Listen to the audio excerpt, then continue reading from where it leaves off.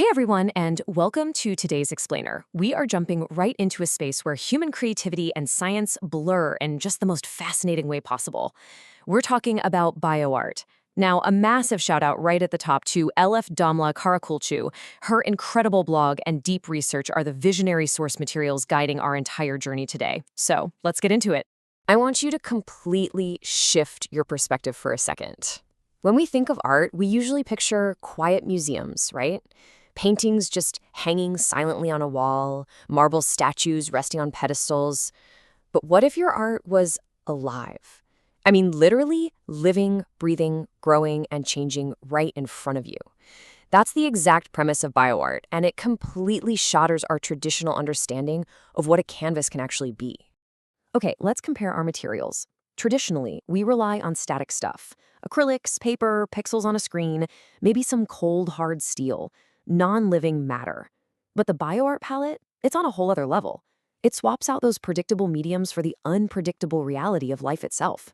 We're talking DNA, proteins, living cells, and even entire organisms. So instead of painting a picture of a biological process, the artist is directly manipulating the biological process itself. Section 1. The living canvas, the process. To really wrap our heads around these living masterpieces, we have to look at the methodology, because it totally redefines the act of creation. It's not about slapping paint on a canvas, it's an intricate four-step biological cycle. First, you're growing the living medium. Second, nurturing it, keeping it alive. Third, mutating it through scientific intervention. And fourth, sometimes, sacrificing the art. The ongoing life, and sometimes the intentional end of that organism's life, is just as much a part of the expression as whatever the final product looks like. It's literally a dynamic, ongoing performance of biology. Now, a term you'll hear is biomateriality. In plain English, this is just the spectrum of living stuff that artists use. It ranges from the totally microscopic, like invisible strands of DNA or proteins, all the way up to complex, entire living organisms. Because it's made of biomaterials, the art has this dynamic, constantly evolving quality that a static painting simply could never achieve. It grows, it adapts, it reacts. Section 2. Meet the bioartists. So what's really fascinating here is the people actually making this happen. LF's blog introduces us to some absolute visionaries, starting with the legendary Eduardo Cox. He literally coined the term BioArt back in 1997.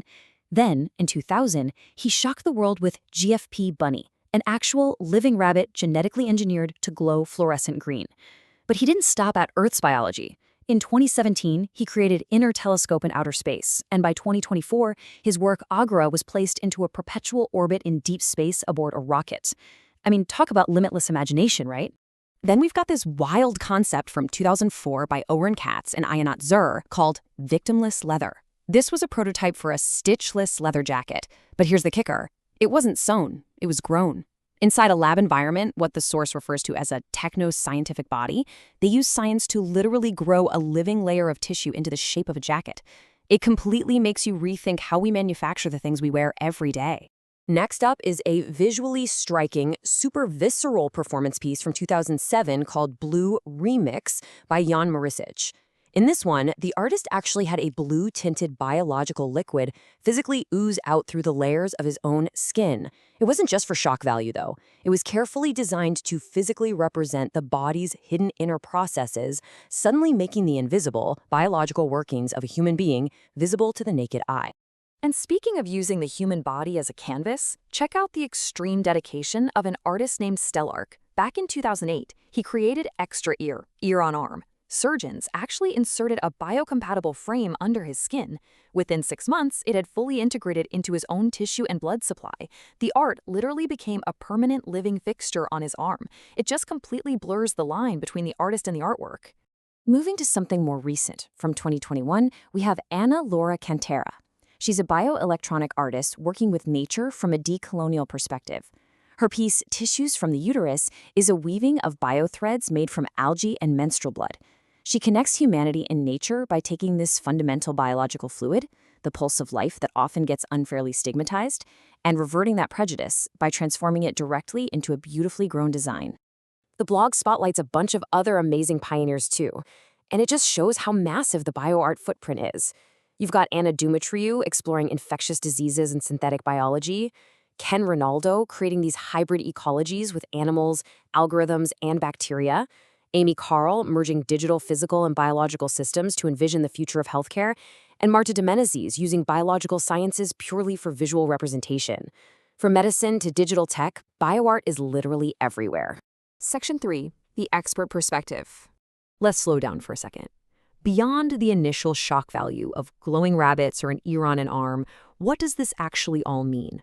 Pulling directly from the expert interviews Elif conducted for her blog, we hear from Dr. Milentiy Pandilovsky. He points out that BioArt makes science incredibly accessible. He says it impacts society by establishing formal and informal relationship with scientific labs and assisting in visualizing complex scientific concepts. Basically, it takes intimidating, high-level science out of the sterile lab and puts it right in front of the public in a way we can see, feel, and truly understand. Then there's Pierluigi Capucci, who's researched this relationship for over 30 years. He makes a profound point. Art has represented the living since prehistoric cave drawings, sure, but BioArt uses actual organic matter. He says BioArt gives a great contribution to understanding what life is and what can be, going beyond the bare representation of life. By using living materials, these artists are kicking off massive philosophical, technical, and ethical conversations that a traditional painting simply never could. So what's the crucial point? Oren Katz captures it perfectly. He states, BioArt deals with the fundamental question of what life is and what we can do with it. He explains that in modern labs, life is increasingly being treated as a technology. It's basically a raw material just waiting to be engineered. Bioartists are stepping into that exact space to see what happens when life is both the subject and the object of expression. And that brings us to the real takeaway from these experts regarding the purpose of BioArt. It is cultural scrutiny in action.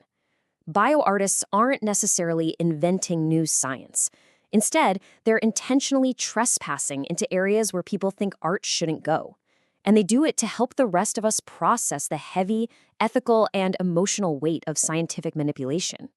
They help us find meaning in what scientists are doing every single day behind closed laboratory doors.